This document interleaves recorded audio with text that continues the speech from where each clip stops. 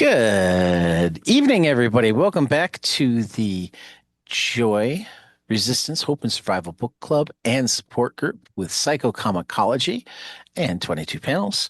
We took December off because Lee and Dr. Ramos discovered that opening a comic shop required more of their time and energy than they had anticipated, which is awesome because it means they have a comic shop for me to go to, but it also means that they were tired, and they're still tired. I'm looking at Edgar's face, and it's tired. Yeah, I can't lie. I'm tired. Lee's too young for his own good, so he doesn't look as tired. Good. Um, Well, I just got done sipping on a coffee up until about 7 o'clock, and I'm got there some you sugar go. in my system There, now. So there you go. I'm still gonna blame it on you just being too young for your own good. I will take Um, that. you guys got to meet my grandkids and my kid today, and my mom and my brothers. So say hi to Adam and mom, because they'll be listening. Hello, Hi, hello. Adam. Thanks for coming in. Pleasure to meet y'all. Yeah, they bought stuff too. They gave you money. Uh, That's always a positive. yeah, yeah, yeah. Mom wouldn't even take my discount. Really.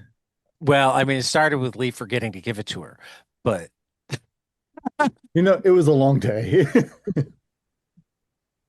well, and she did go up there after I was done before I came back with Jonah to make certain that he got the discount. So she kind of like slipped in. But Thanks, Mom. you know, yeah, thanks, Mom. Anyway, Big Jim and the White Boy, which I'm excited that we reread this because I love it, love it, love it some more. And I've talked about it a ton, multiple times. So I'm gonna ask you guys for your take first. Because I'm curious as to what you thought, what your impressions were, etc. I'll jump in because it's thinking about the group, the podcast that we're on, Joy, Resistance, Hope, and Survival. Ted, I think you did an excellent job of highlighting all four of those in this book. Um, and without going too much into it quite yet, I I mean, it has definitely been out for a year, so we can spoil some. that's fair. Yeah. Uh, is that yeah, it definitely spoke of survival Yeah. in many ways, especially the sort of reimagination of Huckleberry Finn, but also like much more of that humanistic side of Jim and what it's like to be a slave, and especially specifically within that Missouri, Kansas region, which was Yeah. something that I was not necessarily the most well read on. Um, but through that sort of journey, I saw the hope, the story that he kept saying over and over about his wife and kids, and no, I think he even said no one knows how many people he told, but the fact that he kept saying it as a way to keep that story alive and keep that hope, I thought was very profound until until later events in the book happened. But yeah, for me, I definitely felt some things, especially when it came to the stories that Huck and Jim were telling as older individuals, and especially when it came to those tough times, um, and how they got through it. And it definitely evoked some emotion within me as I read it.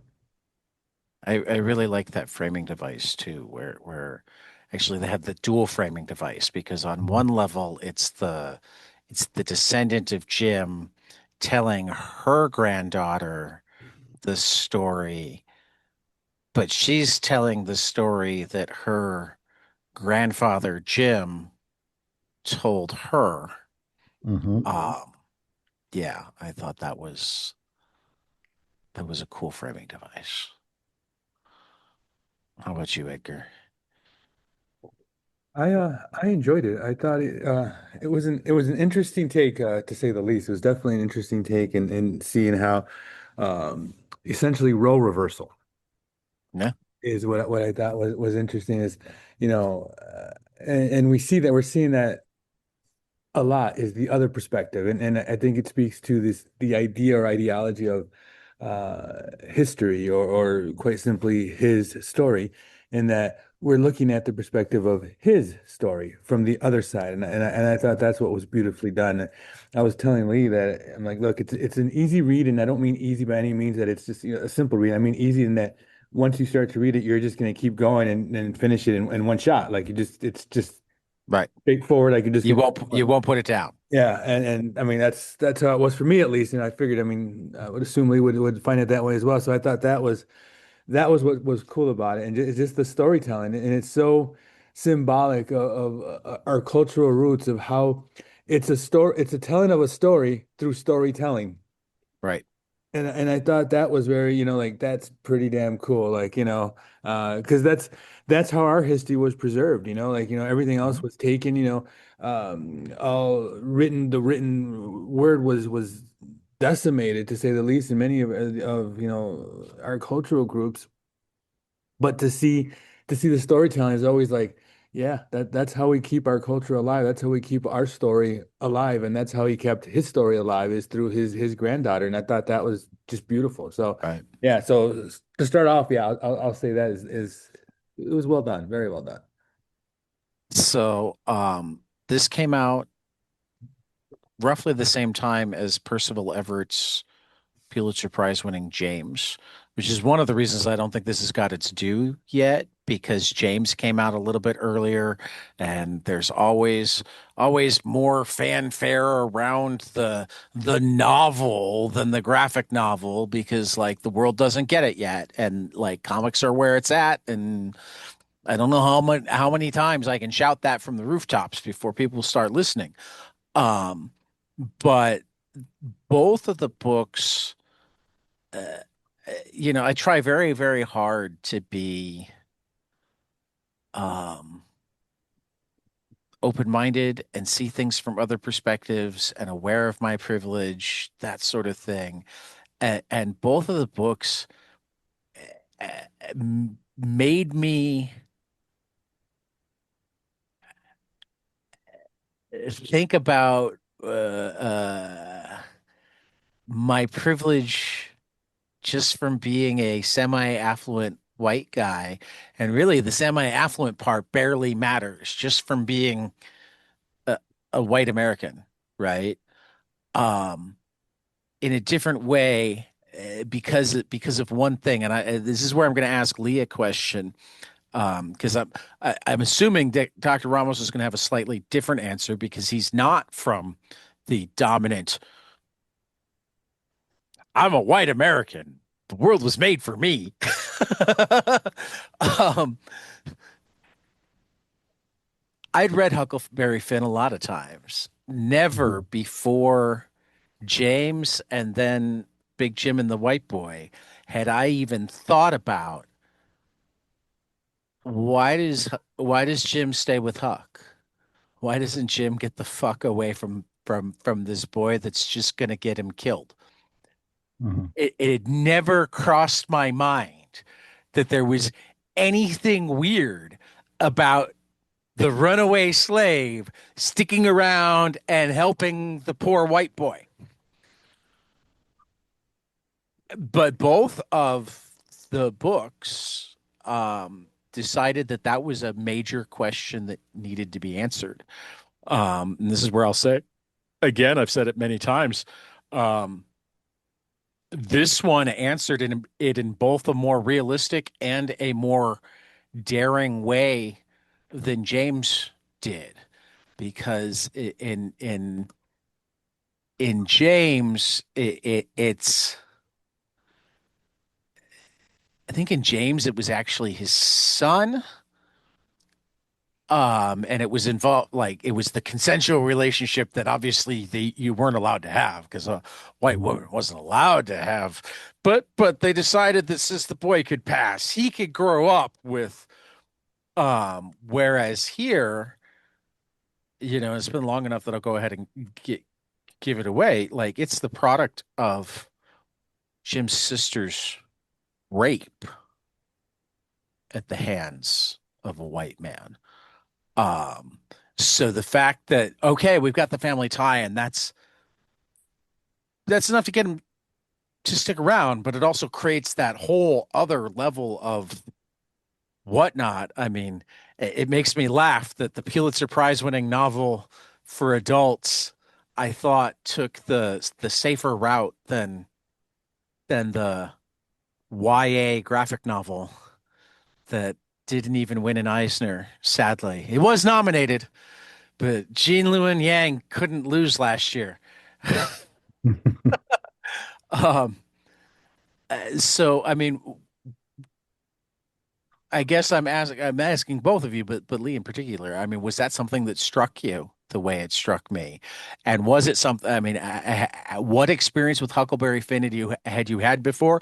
And had you ever really considered, okay, so why does Jim care? Like, Yeah.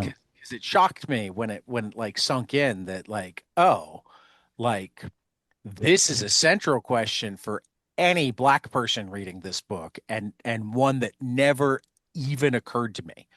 I'm like, okay, this is a new definition of privilege to me, is when I'm suddenly confronted with the question that's blindingly obvious but never occurred to me until it was like spelled out. Yeah.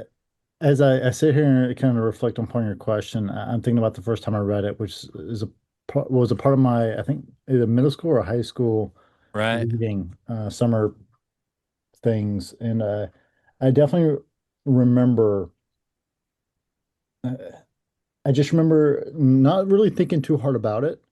And right, I think at the very least, it was Jim was being loyal to this white kid and just right, taking care of this white kid. Because at the base level of it, it's a kid.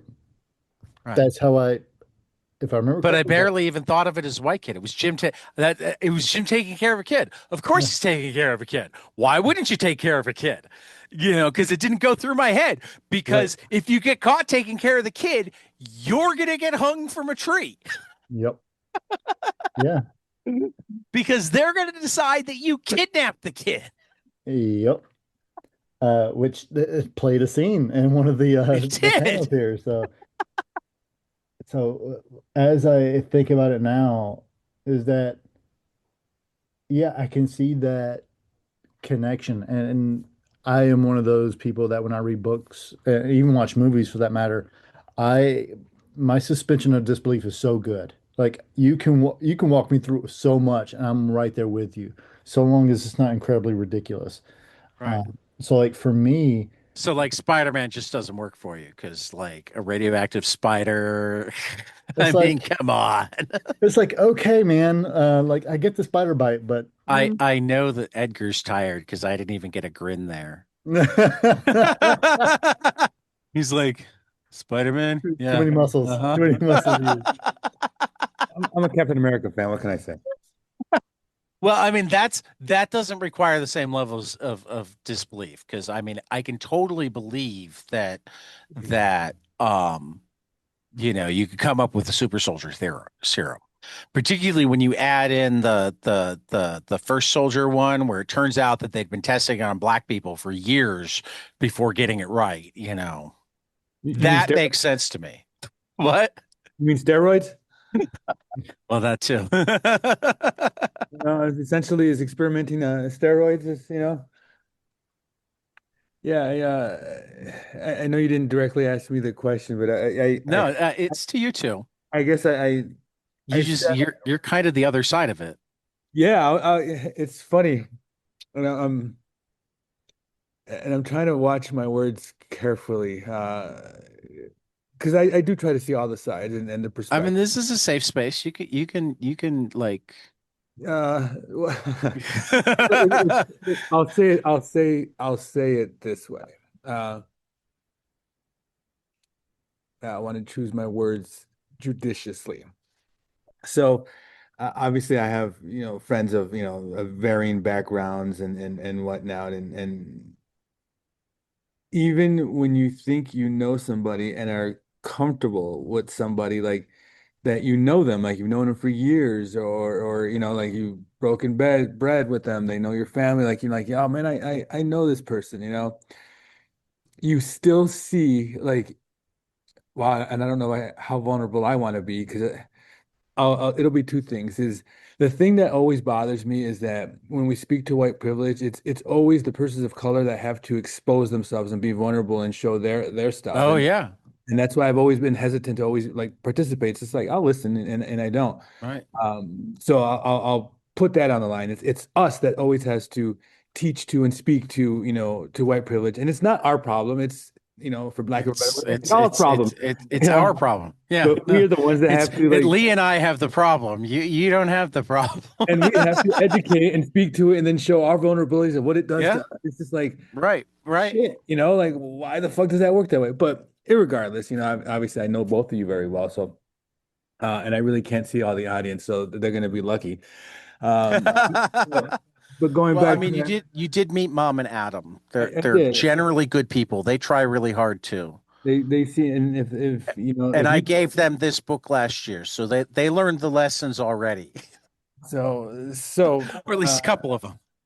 it's funny that no matter what and how good of a person you are, it's that old cliche of when I hear people that I call them OTMs other than Mexicans. That's my running joke is Right. that no matter how long and how, you know, informed they are, and whatever word, some people say how woke or whatnot, is that no matter what, is that at the end of the day, if they grew up in this country, they still have it in them. It's still so deeply seated and in there is that privilege is still there, no matter how like, well, I work on it every day. It's like, so going to my initial story without saying and busting out who I'm talking about is that I recently experienced a good friend of mine, who I'd say a very good friend of mine, and I saw microaggressions, Right. of that behavior, and it's funny because and I hope that we can swear on this. It Oh, shocked absolutely. the fuck out of me. It was just like, get the fuck out of here! Like, is that really like to where Well, I and this is where I'll tell you, as I've told Marcus, like if you ever feel like I'm making a microaggression or whatnot, please call me out because I am so aware that I don't know everything. And while I don't want it to be your job to call me out, like so you don't feel like you have to call me out and you certainly don't have to tell me, you can make me go figure it out on my own, but like I also don't want to make you feel bad, and sometimes it's just as simple as, and this is why I love good literature so much, is it's a way to feel other people's pain. beings, right? Yeah. Uh, yeah, see, and that's the struggle though, is that it's the do I have to educate? Do I have to teach? It's like, should I say something? Should I not say something? It's it's a lot of work to carry that. Yeah. It's a lot. It's like, it's funny because it's like I have to worry about what neighborhoods to go into. I have to think about that constantly. Like, oh, I'm here. Like, even the comic book shop, I'm like, are people going to be okay with, with me? They're going to feel anything? And I have to think like things like that others don't necessarily have to think about. And it's just like, then to add that onto like, all right, do I say something? Do I not say something? And then it's funny because, I mean, everybody knows my personality. I'm like, man, fuck that. I'm going to say something because I'm like, we have a good, relationship where I can say it, I'm like, and that I'm never really, well, I'm always like, pretty blunt, but I mean, with the person that I'm referencing, I'm like, yeah, we're cool enough where I'm like, I can just say what, like, hey, I noticed, and you didn't notice what was going on. And they were very receptive to what I said, which was made it very easy and comfortable. But I'm like, I guess the point is still like, damn, like even when you know someone, it's like, it's so deeply seated inside our culture here, and I throw myself in here as our culture because it is our culture too, is that it's so Yeah. deeply seated that it permeates your being, and it's just like to a degree you have to kind of I almost it's not that I feel bad for anybody, but I almost I understand it. Like I do understand like it's got to be hard to be in your guys' shoe as well. Like and it's seeing that side too is that you don't mean for that to happen. You don't have ill intent, I'm not trying to speak for the two of you, but I would assume that neither of you have ill intent. Just from the when I No, know you guys, like there's I no. mean sometimes when I talk about Lily White Boy Lee here, but I I mean, mean, outside of that, I mean, there is no there's no ill intent, but it's so deeply seated that you don't see yeah, it. It's just like man, like it's funny to me. It's just like wow, like that's where I feel like yeah, you're also a product of the culture. And I think that's where it's coming with an open mind and understanding that like there's two sides to every story, but unfortunately there's a third side that unfortunately tells both of our stories too. And that's the side that we don't recognize or see sometimes. We forget that side is that there's a third perspective that's the toxic one that's invaded both our sides, and sometimes pins us or pits us against each other. And like and that's dangerous, but obviously the book sparks great conversation like this, and it sparks the idea to think and look at like, wow, but a part of it, to kind of bring it back to the hope and resilience is that irregardless of the story, it was also a story about a relationship, and it was a bonding relationship that may have been predicated on ill factors or ill events and whatnot. It was still a relationship and a bond, and that's why I was speaking to like, man, just the other day, my guy, who I love very right. dearly, did a microaggression and he was unaware of it, and I'm like, and I had to call him out, but I still love him. Like it's Right. just we're in that culture, and that you just got to So it sparked a lot of thoughts for me. I mean, and I'm so glad we've just been joined by Eisner Award-winning creator and artist on this book, Marcus Kwame Anderson. And I'm glad because I was about to paraphrase something that he said a long time ago in a Milestone book club. So if I get it wrong, he can fix it for me. Um, but in another one of those cases where we were talking about privilege, but also talking about like it was as important to get the minority creators to write minority things. And I forget if it was Ted or I that asked about like, and we weren't asking it in like the all lives matter way. We were asking it in the we know that it totally works for a black man to write the white characters or whatnot. How, what it would take, and again, Marcus, correct me if I get any of this wrong, but Marcus essentially told us that like, no, see, we have to learn how you work. It's Yeah, part of our growing up. yeah. I mean, I think the only and thank you for the introduction. But Yeah. no, I think that's pretty much what I said. It was just more a matter of the fact that, um, you know, for Black people and a lot of other marginalized groups of people, because our cultures aren't centered, you know, and like quote unquote white culture is centered in our media in our country, there just is a familiarity that's just natural. You don't even have to try. Whereas for other groups, people oftentimes have to learn or try to put themselves in their shoes. But yeah, that's what I said pretty much. Yeah. If I And can, hi everybody. hello. If I can speak to that, because it's interesting that, Really quick, I'll make introductions. This is Dr. Edgar Ramos and Lee Woods of Psychocomicology. I know that I've mentioned them many times to you before, but I don't know if I've ever put the three of you in the same room. So Yeah, I'm glad to finally have you all together. yeah, glad to be here. Hi guys. Pleasure, man. the pleasure is mine. So with what you guys are speaking to right now, I find it interesting because see it's so true is that it is centered on OTM culture. Like there's such a center on white culture. That's the reality of it. You, And you, it's you, funny you because missed our short. That's Edgar for other than Mexican. Oh, okay. OTM. I that's why like it. I like it. I call it OTM because they're other than Mexican. Right. So I remember going to school, like, or going to the doc program through all these. I had to learn how to do therapy, testing, all these dynamics, all these theoretical foundations, and the and I'm gonna swear I'm sorry. And the fucked up part is that I had to fucking translate all that to be able to work with other people and Mm, my own people. And yeah. more so, it's like I had to translate all of it and go, yeah, that doesn't apply. That doesn't work. Well, that's not the way it works here. Like I had to redo the whole fucking thing to work in a culture that I called my own. It was like, and it's so crazy because it's like, well, 1 month out of the year we get all these cultures. We get Mhm. Hispanic Heritage Month. Well, it isn't even 1 month. It's split between 2 months. You have Black Right, right. History Month. Like you have all these months, and that qualifies the dominant culture to work with all of us. But we don't get that, and we have to retrain, relearn, adapt, interpret, and then be able to go out there. And it was a hard thing. Like it is a hard thing to do. Like it really is.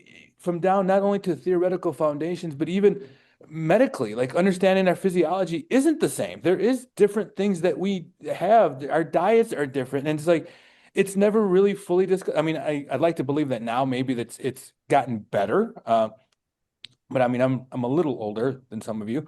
That it was so hard to do. But even our storytelling, my point to that is that even our storytelling is very different, and how we read is very different. Like, and people always laugh or never understood what I mean. I'm like, in our culture, and I can only speak to, and I'm not speaking for, but I can only speak to the culture that I'm in.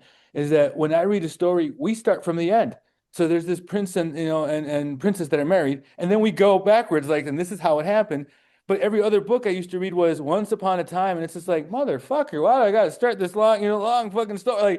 Like, and because my brain, that's not how our families taught us stories. It's like, this is how you got here. It's not, this is where, like, it's such a different way of storytelling and reading that it's so different. Yeah. I was saying earlier is that how the book is, it's a storytelling while storytelling.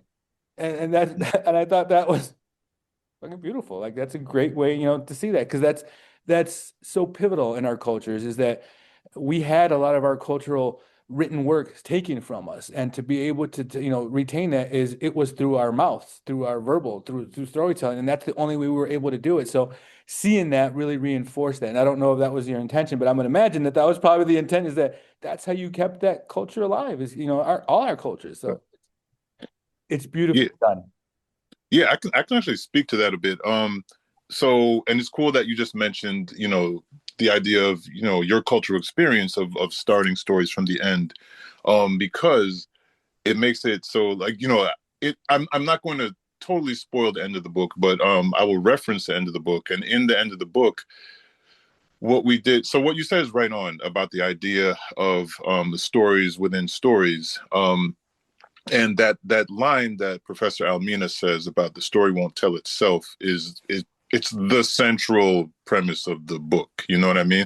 And the very last conversation that Almina has to end the book, it really speaks to the idea that, just like you're talking about, like, yes, we have all these disparate cultures, and there are wonderful elements to all of them, and for each of those cultures we have um to tell the story, to keep the story alive.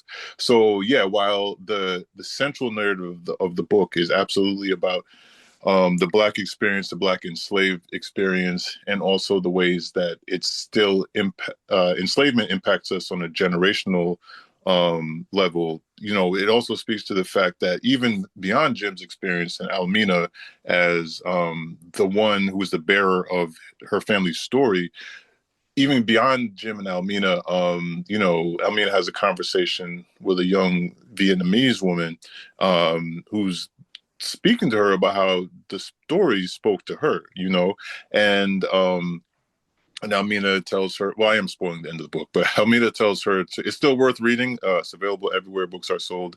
But Almina tells her that, like, she should write about her grandfather, and that, so his experience as a Vietnamese man is, it's as relevant, and it's like really that was one thing we wanted everyone to take away, is that we all have personal histories, or family histories, and that if we don't tell it, who is going to tell it? Um, the other thing is, so I know, and I'll speak for David too, since he's not here, but David definitely has spoken a lot about how his grandmother, and a lot of the women in his family were real historians. Like, they were actively keeping their personal family history alive, and he was able to draw on that, and it influenced his love of history. So when it was time to create the character of Almina, and we had a lot of conversations about Almina and who she would be, what her role would be in the story, and as we worked on the book, we realized that her role needed to be bigger than just somebody who gave context to the history. And because I don't think initially David had planned for her to be a descendant of Jim, but then it just made sense as he thought about the women in his family, and his grandmother who had passed down so much history to him. So yeah, I mean, all of those things are in there, but it's like that idea of keeping our histories alive. So it just kind of was natural from there to have a story within the story, because Almina, it allowed us to do two things: to, yes, tell a fictional story, which is a reimagining of a fictional story, but also to really dive into real history as well. And so having a historian, personal and professionally, at the center of it it just made sense. If I can ask you a question, if all the story with all the stories to tell and all the stories that are passed down just from your own perspective, why that one? Well, you mean specifically reimagining Huckleberry Finn, or you mean?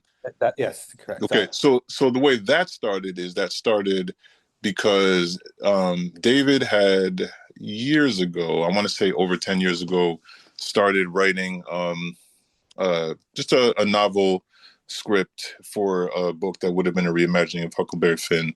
And that started very much because, Huckleberry Finn is one of these celebrated works that has a lot of love, but also raises a lot of questions. And so he initially wanted to, challenge it and reimagine it. But it was one of those things where, as a writer, it wasn't like he had a publishing deal for it. So he ended up, like, I think, not coming back to it. He started it, and then fast forward, our editor, who we worked with on the Black Panther Party with 10 Speed Press, came to David and asked if he'd be interested in reimagining a classic work of fiction. So then it was like a no-brainer, because he had the idea. We love working with our team at 10 Speed, and so he really wanted to do it. But I guess the quickest answer to your question is because it was a big challenge, and like for both of us, we really I don't know, we liked the idea of this big ambitious challenge.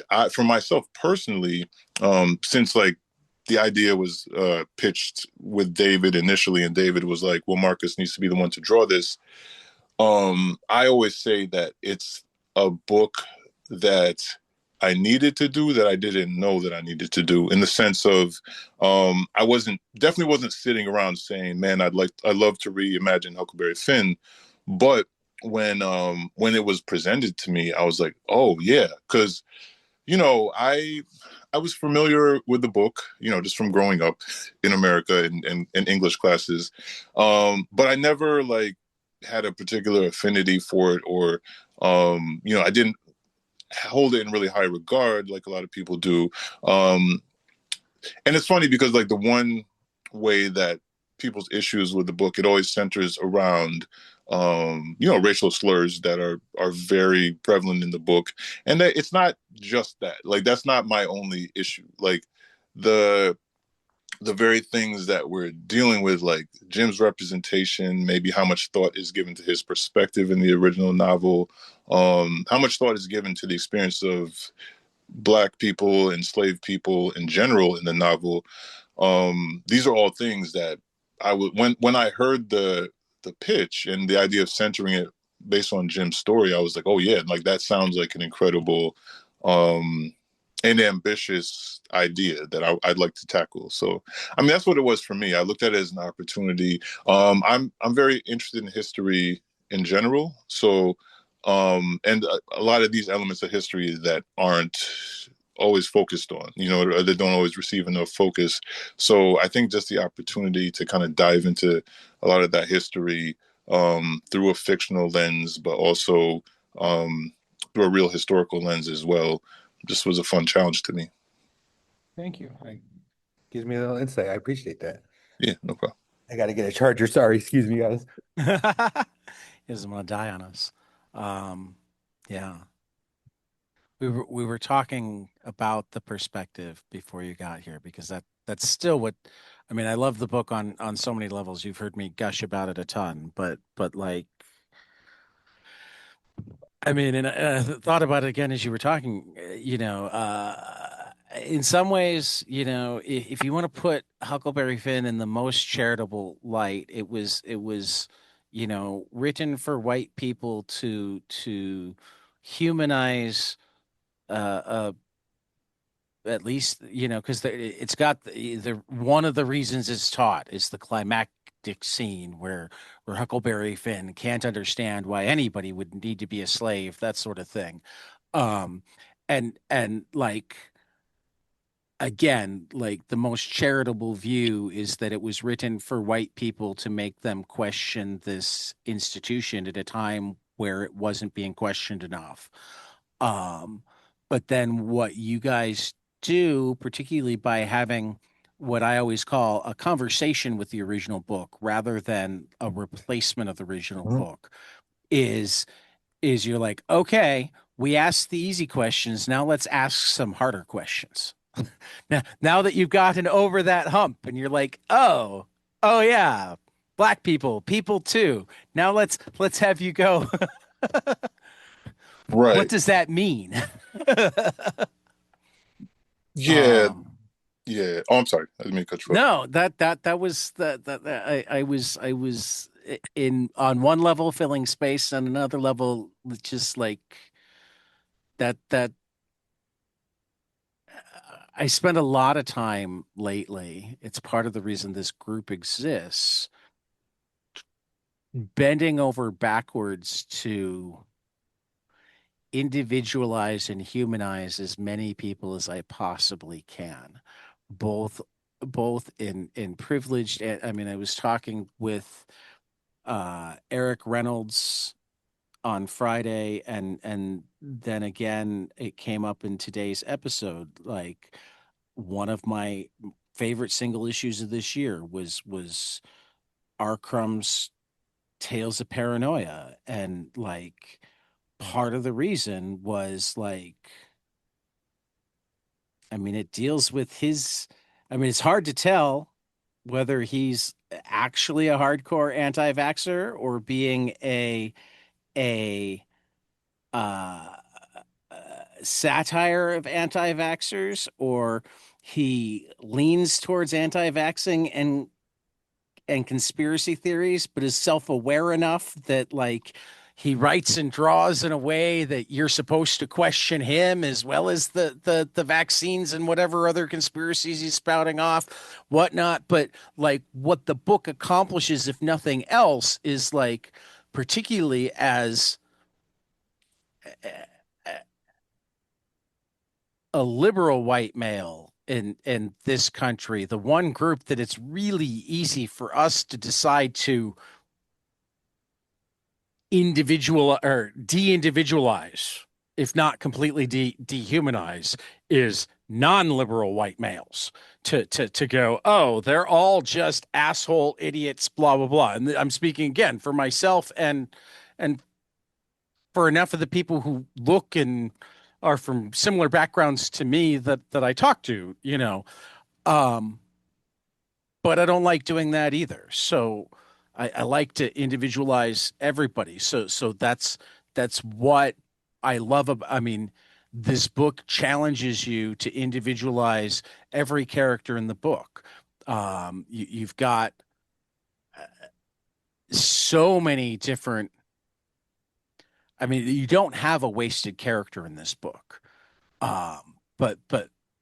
But you've got the slaves that just want to get away. You've got the slaves that want to fight. You've got the free men that want to fight. You've got the free men that want to just be. I mean, and again, just going back to my initial premise, like if Huckleberry Finn makes you ask the elementary school question, "Oh, aren't they human too?" Big Jim and the White Boy takes it to that next level where it's like, okay, what does being human mean to you? Yeah. You're completely willing to differentiate. You're a white person. He's a white person. That doesn't mean you're identical. Can you do that for two black people? That sort of thing. And I appreciate that.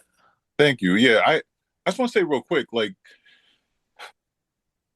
well, just before I kind of respond to what you're talking about, like, I think a lot with the last two books that I've worked on, which deal with history, which deal with race and history, in this country, I always say that I long for the day when like these books won't be as relevant, which might Yeah. sound counterintuitive, but it is. And like, so it's like when I look at what's going on in our headlines right now, for so many groups of people, it really underscores the fact that like as you were saying, like the well-meaning but insufficient way in which Twain tackled Black people's humanity, and I'm gonna keep it real, kind of timid challenging of enslavement.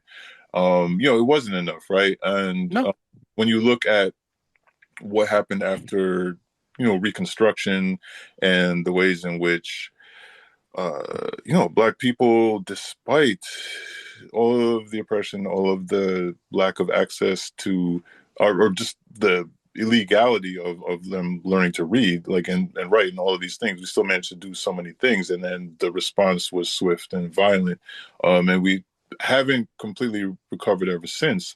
And I'm thinking about like today's headlines, the ways in which, you know, you got ICE doing what it does every day. And yes, a lot of us, like when we see videos where like community members actually intervene and do something, it's heartening, but it's uh all of this is made possible by people's lack of willingness not to see beyond basic like humanity. Because in some ways it's like, yes, seeing somebody's humanity, the group of people's humanity is one thing, but like it has to go further to like, what would I want for myself, for my loved ones? Like, it's the golden rule. And it has to go further, even further than that, in the sense that, in my opinion, it has to go even further than that in the sense that it's even more than just like, you should want to help people because that's what you would want for yourself. It just really comes down to decency to me. And it also requires us to understand the history of our country and what it's done to many groups of people. You know what I mean? So um, I think we still have a long ways to go. And I think that yeah, that is why books are being challenged, have been challenged for the last 10 years and are more challenged than ever right now. And it's because a well-educated public is harder to control. Books can really help to build empathy and understanding, across cultures. And it's more important than ever, and that's why I'm grateful that Penguin, who published this book, I know they're they're having legal battles with the Trump administration because they're basically refusing to bow down to these like just authoritarian, just disgusting attempts to control what the public reads, and so yeah. Anyway, I said a lot, but I just think that's important. Like, That's why you're here. Yeah, You didn't bring a glass of water? I did actually. Yeah. Okay, good. Uh, Edgar and Lee as well, because Lee, I mean, you don't have your doctor, but you've got the experience. Thank you for reminding Um, me. Thank you. I feel like I'm hearing more talk of individualization than I ever have before.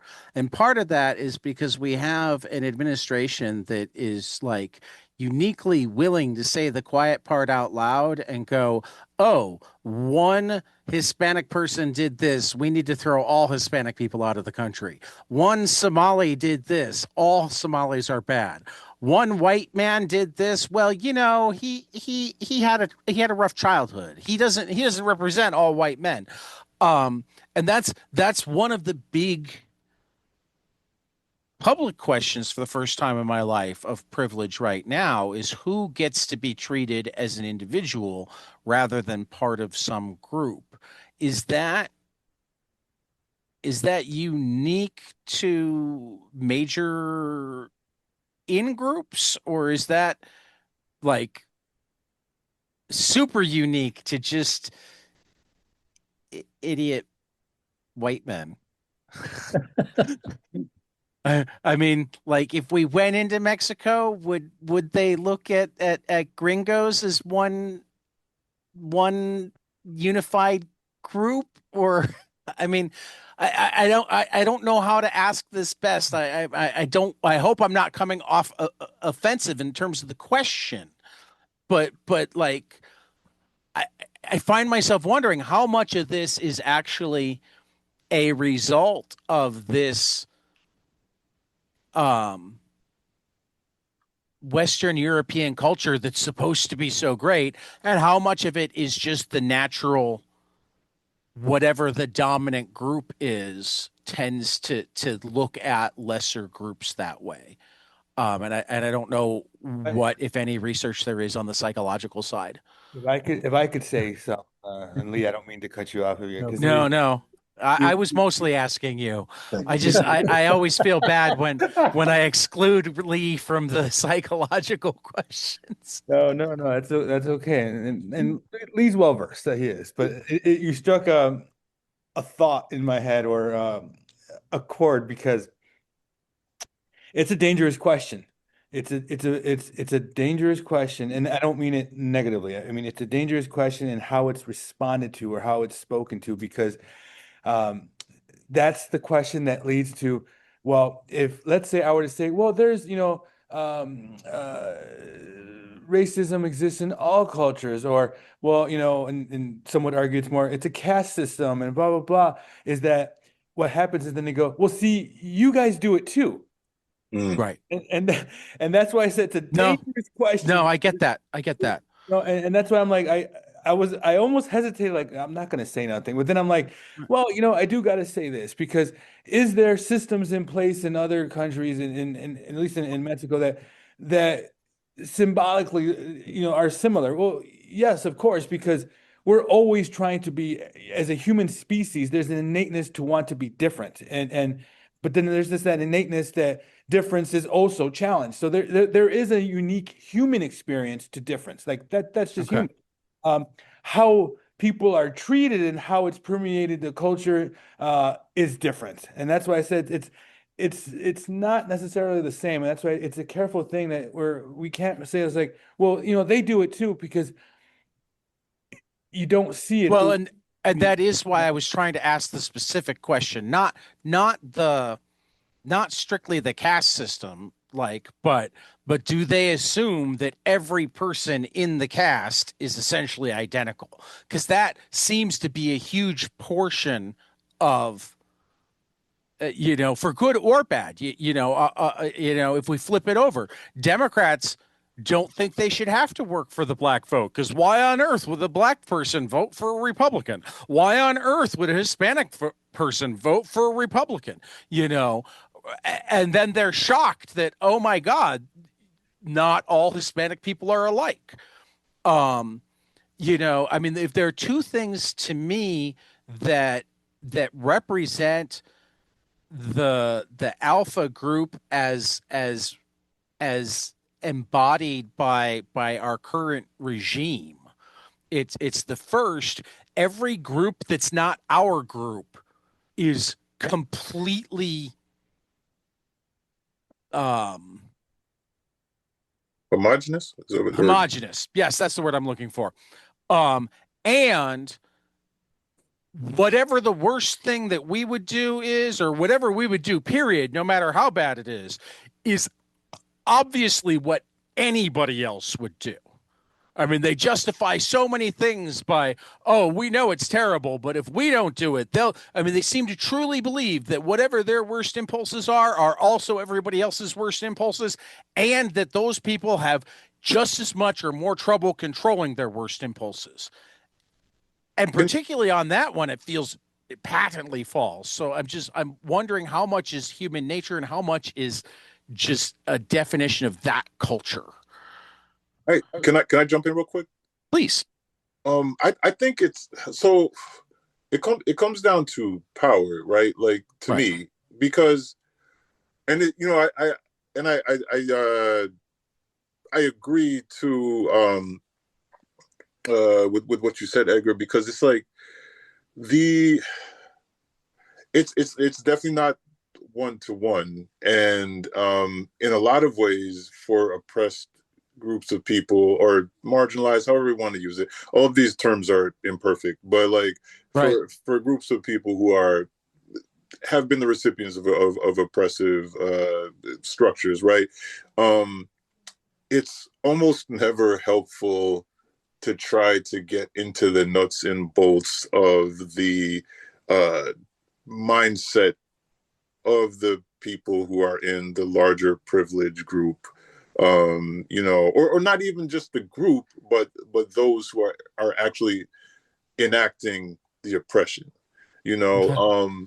So so for instance, like the example, I feel like your question about like the Democrats and the ways in which while they do more than the Republicans, it can be very, very disappointing, you know, and in the sense that it's like, yeah, there is this assumption like we know that the Republicans want to do actual harm to us on legislative levels and other levels in many ways. So it's kind of like, well, what else are you guys going to do? I think that's one question. I think the idea of maybe um, do other groups kind of like think like the people who have colonized and harmed and you know oppressed people. I think I don't know. I can see. I agree that it is a dangerous question. Not that you intended it to be dangerous, but I think it's maybe not the the question that's most relevant from the perspective of marginalized people. So for me, and I mean marginalized in every way, Right. gender, Right. sexuality, culture. So for me, it's most useful to for us to try to understand what groups of people have been through because that's the most effective way to actually reverse the harm. You know what I mean? And I try to do it myself, like, you know, because because almost everybody's got privilege over somebody in one way or another, even if it's within your own group. And so I try to you know be informed about what people are going through. So I guess what I'm saying is it's almost like maybe flipping the lens because when we ask a question about like do the things that say in this country white Republican, right, white conservatives or the Heritage Foundation, those types of people do, is that something that's like just human nature?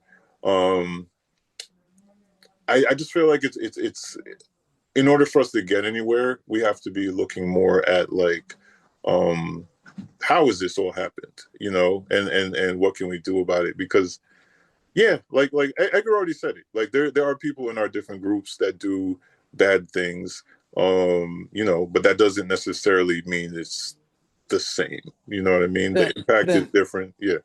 and this could be an equally dangerous question. I don't know. But you're Um, gonna ask it though. I I am. I am. I'm going to put it out there because A, I just don't know how not to, and B, um, I mean, if I can't ask this group of people, I don't know what group of people I can, Yeah, no, you should honestly. Um, that. uh, what about, because I see this, this is probably the group that I see the most, like both personally and on like kind of the surface level, the people that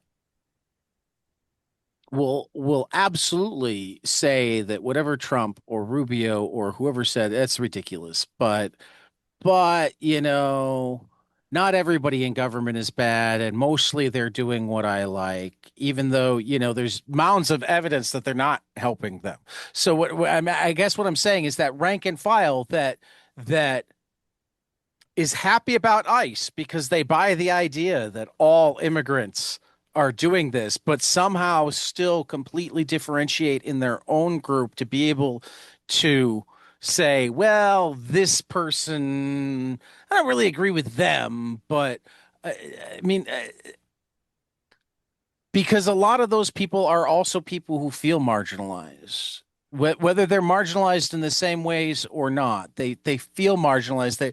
They define themselves as feeling marginalized. They define themselves as being, and then they because because they'll look at individuals in their in group and look at only homogeneity in their out groups, they'll buy the idea that it's that homogenous out group that is why they have problems. Because even though they know the guy that's cheating on on welfare, he's just one guy cheating on welfare. Most of the other people they know that are white people don't cheat on welfare, but those Filipinos, they all, and I'm just coming up with random examples. Filipinos do not cheat on welfare. I'm being that random dumbass. Please don't clip that moment and go viral with it, Mom, Adam.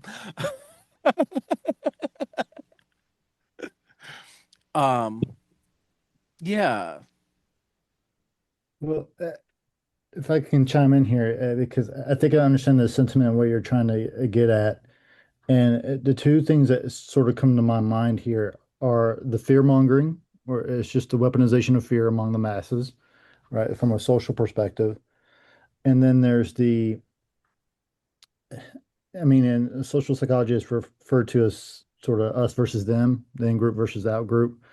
And the word that keeps coming up is homogeneity, uh, which to me, I'm hearing like homeostasis, right? It comes back to that sort of status quo, as it were. So, which comes back to that aspect of power, right? The yeah, people in power want to sort of keep that power. The people that have privilege want to keep that privilege. So then anything or anyone that sort of threatens that, hence the fear mongering, is a way to help keep that power theirs, right, in their possession. yeah. So at least that's how I understand it. So is it a individual process and versus a social process? And this is where I kind of get caught up between the two because before I started doing clinical work, I was actually very interested in social psychology. So understanding the social processes as it impacts individual behavior.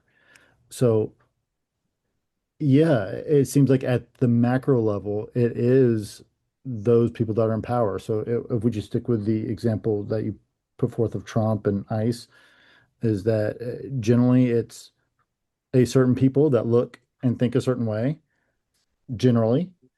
And then that idea of, hey, this black person did this, we need to keep our streets safe. This one Mexican did this, we need to keep our families and neighborhoods safe, say. So there's a perceived threat, even though it may be the underlying thing may be their position of power. It's masked under this sort of idea of fear or a threatened of safe, a threat or a lack of safety. as it were. At least that's how I understand um, some of these things that are happening now.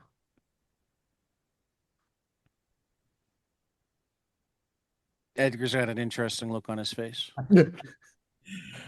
I'm taking it all in. No immediate thoughts. Yeah, I mean, Yeah. go ahead, Marcus. Oh no, I was gonna say, yeah. I mean, fear is absolutely central. Um, it's and it's weaponized, and you see, and I'm not a psychologist, but I just know from life. No, I just know Right. from life that like fear is just so much more powerful. It's funny because like a lot of times, a lot of us who are progressive and are trying to fight the good fight, we try to appeal to ideas, we try to appeal to context and everything, and it's just hard because those things And it, definitely work with some individuals, but right. others, just fear is Well, far more uh, just powerful and immediate. That doesn't mean we don't keep fighting the good fight, but it's like being up against Goliath in some ways, especially when so many people who mean ill for others, like just are so intentionally activating the fear of others. you know So I agree, by the way.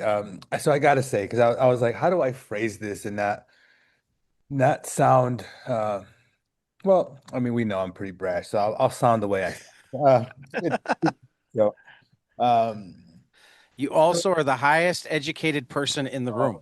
And I'm it's just, not even close. I'm just a man, trust me.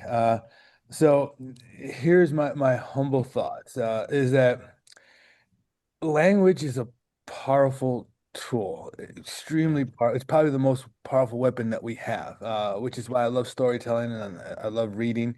The written word, the spoken word. I mean, you can create and destroy, Mhm. in one word, if chosen wisely. Uh, and power is that powerful word. It's an extremely powerful word because it's interesting how that word is thrown around or utilized because power is perceived, it's perception on what it is and how it is. And it's funny because like I was listening to Lee, like, people in power, or when we talk about people in power, and it's just like when I say someone's in power, I've given my power up. Uh, Hmm. Right. the term minority, it's like if it's a numbers game, there's more of us than there is of you. So I won't even use the word minority, even Correct. the word Hispanic. I'm like, I'm nobody's panic, especially not his.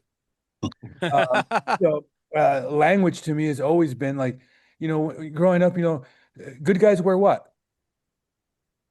I Good mean, guys White and bad guys wear. or black. And what kind of lie is bad? uh What's a good lie? A little what? White. Little white lie. Yeah, yeah, yeah, yeah. And for things to go bad, they become tainted. Yep. So right. words are rooted in Yeah. cultural, decimation and rooted in stereotype and racism. Our language is already rooted in that way, and we permeate it and we continue it, with the ideology of power. And it's funny because I'm like, I don't, I won't succumb to the ideology that, well, and to keep it straightforward, like, well, there's, white people are in power. No, they're not. They may think so, but they're not, I hope we're not. because if once I say that or do that, then they own it. Right. And I can't succumb to that. So I've never really kind of put myself in this. Well, I mean, obviously, as I've gotten older, I haven't put myself. When I was younger, I was an angry little kid. Let me tell you. But when I started accepting that I have power And to, by younger, he means like 40, 45. I mean, I'm an old man. It's the idea of power, So most people, I'm second degree black belt in jujitsu, and power is all about perception. It's how you present it and how and what you say and do. Uh, I'm confident in I my, didn't even know that. like, I You're don't. you're a black belt too. Oh, I mean, I do. I You can't f- sit you still. you fix you fix motorcycles. You have your own psychology practice. You just bought a comic shop, and you're a black belt in jujitsu. So like I said, power is Look at perception. this guy. What are we doing with our time? Oh, wait, Marcus has an Eisner. So Lee, what are we doing with our time? And white people are in power. Look at that. No, I'm just kidding. I'm running the coattails of this guy. Like, what are you talking about?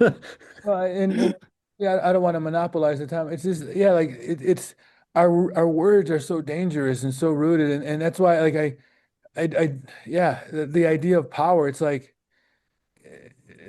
it's thought that way, but it's not Well, that way. I I think mean, it's the it, idea of victimization. And sometimes we victimize ourselves when we say that others have more than we do, and it's just like no, we don't. They want us to believe we don't, and because that keeps us right. enslaved. It keeps us psychologically enslaved. And I always like no, no, I have it. And I think Marcus, you said it well. Is that that's keeping up the good fight. Is that I'll always fight. I'll always say like no, we're always gonna fight, and we're always gonna maintain that fight. Because the day I say you have the power, I lost. Yeah. You know, Yeah. well, you know, yeah, sorry, that's I, just my yeah, No, no, that's I'm gonna, as we start to wind down because so many of us have to go back to like work work after time tomorrow. time off for holiday breaks, that sort of thing. I do wanna I wanna touch on the power of words in a couple of different ways because the way that I've been thinking about the most lately, just in a personal sense, is like how much words can represent change, how much the words can be scary because they create new things, except that they're not necessarily new. Like, I've always been autistic, but I wasn't autistic until I got a diagnosis at 45. And for that matter, because of the evolution of autism and the DSM, I couldn't have been autistic until I was like 32.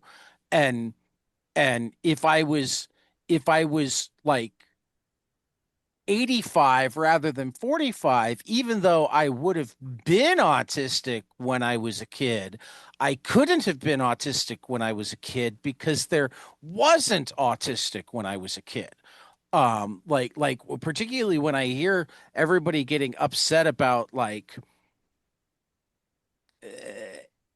asexual or transsexual or all of these new words, blah, blah, blah. And it's like, we didn't have those. It's like, yes, you didn't have those, except that you did. They were just really uncomfortable because they didn't have a word for what they were. They had that much more trouble describing who and what they were because the language wasn't there. So that's one of the amazing powers of language. Um, but then the other power, and you touched on it, and with the book, is the way you can tear somebody down with language. One of the things that we haven't talked about in the book yet was like the opening. David wrote a wonderful essay to open the book dealing with whether or not you were going to use the N word, and you did. And was it David's call or your call to kind of do it like scratched out? it was both of Is ours. It okay. was both of ours. Just real quick, the thought being that it is one, and this ties in perfectly to what you're saying, what Edgar was just talking about the power of words.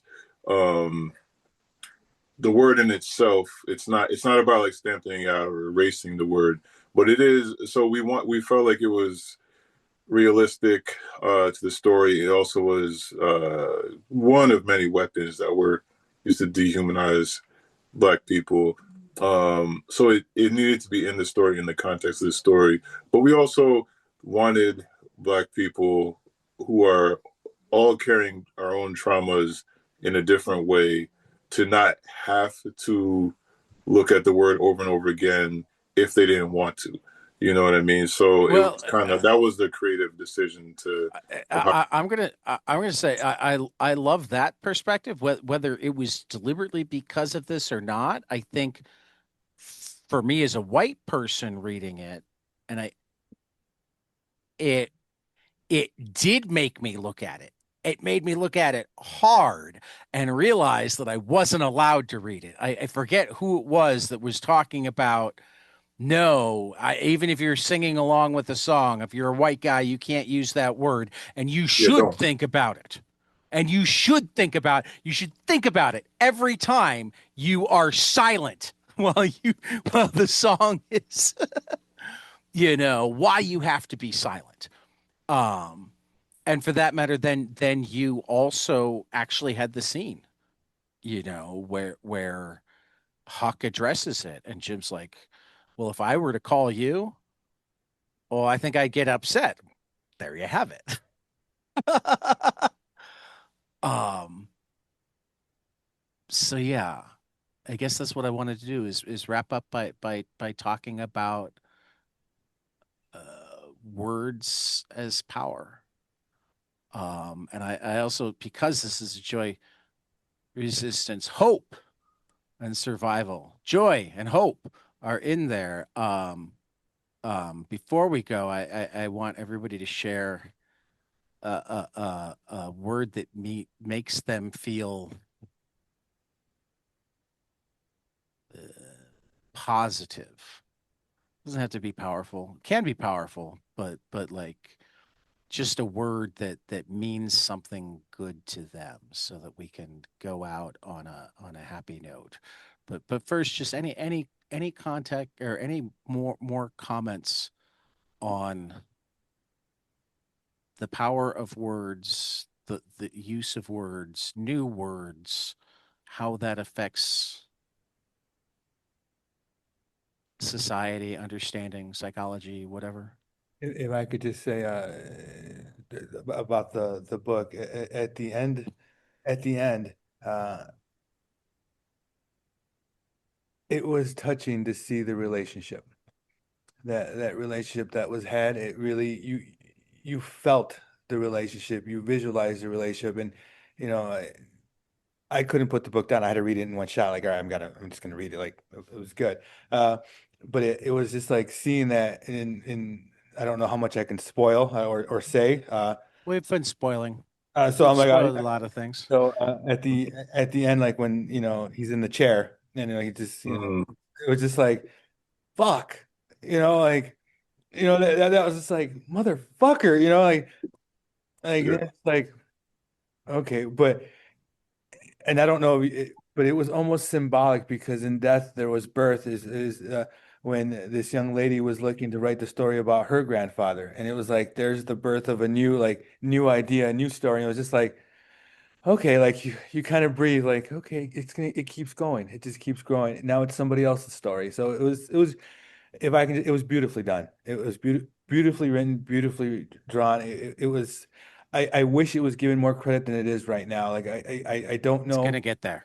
Yeah, like I mean, it gets a fair amount of credit. I just think it should be the most talked about comic out there. But part of that's I love Marcus. yeah. Well, Thank you. it's great. I just directly, fucking great book, man. It was a great book, and I don't think it was an issue necessarily that has to be about black and white because I'm neither nor or both. It was just a great fucking read. Touching, telling, significant. So I just thought I'd add that my 4 cents. Thank you so much. Thanks. Oh, and my word is hope, by the way. I like hope. I like it. Hope's a good word. After all that, more to hope. Uh, Hope. yeah, Marcus, if, just because I have the opportunity to speak to you directly, man, yeah, it was very, and I said this before you got on the call, so I have no problem repeating it, is that yeah, it made me emotional. Going through What this, he not means is just he cried. I teared He's a up for white sure. man. He has trouble saying that out loud. I cried while working on it too, so Okay, it's a safe space, you know. fantastic. But yeah, it was a wonderful book because, and I'll tie this into my word is gratitude, is that I'm always grateful to be a part of these conversations, to be in the room with the creators and like brilliant minds that can think about these things differently. One a story that I haven't read since middle or even high school, to look at this and explore it in a much different way. And I'm looking at this word here, radical retelling of the American classic. So like for me, it was such a different way to think about things and challenge how I think or perceive how these stories I grew up with. So I'm grateful. I have gratitude that Ted recommended this book to me, man. And yeah, it struck me on several different levels, emotionally, psychologically, mentally, just all of it, man. So thank you. I really appreciate you sharing this story with the world. Thank you so much. I think, when it comes down to it, like I already spoke a lot about how important just books are, period. Not just our book, obviously, but I books are nothing without readers, and and when you are creating a book, you just hope on some level, even if one person, connects to it on an emotional level, intellectual, all of the above. So, yeah, it just means a lot to know that it's resonating.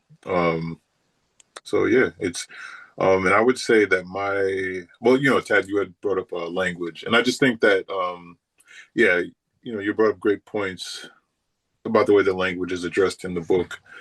Um, I think that yeah, I talk about context a lot as well because there's language, and I think one of the things that too often in our society gets missed is context. Even when we're unpacking language.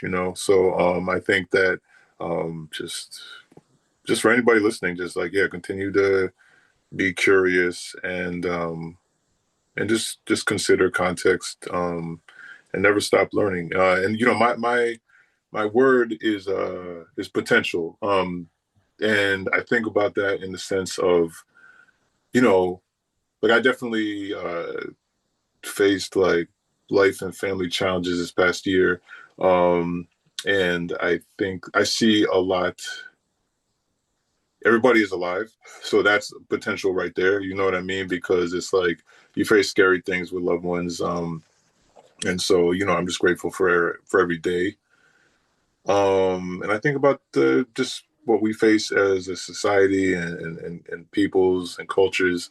Um, And despite everything that we're up against, there's a lot of potential. There's potential in people, um, and there's a potential for us to grow and to help one another. So yeah, so potential is my word. All right. Now I feel like I've got the lacking word, but I'm gonna go with it anyway, just because it's a word that I love on multiple levels. My word is whimsical, and I love whimsical because um as much serious as there is in the world, as much as we have conversations like this one that are incredibly important and serious, I like the idea that some things are just silly and fun, but I like whimsical is the way of saying it. Uh, Both because it feels more poetic and therefore not quite the same, not quite dumb fun. I don't think you could be mean with your humor and have anybody call it whimsical, that sort of thing. But also just because whimsical sounds musical, and that's another thing that makes me happy. So you guys have much more important words than me, but I'm sticking with my word. Whimsical is the word that just makes me happy. I use excuse every excuse I can to use it.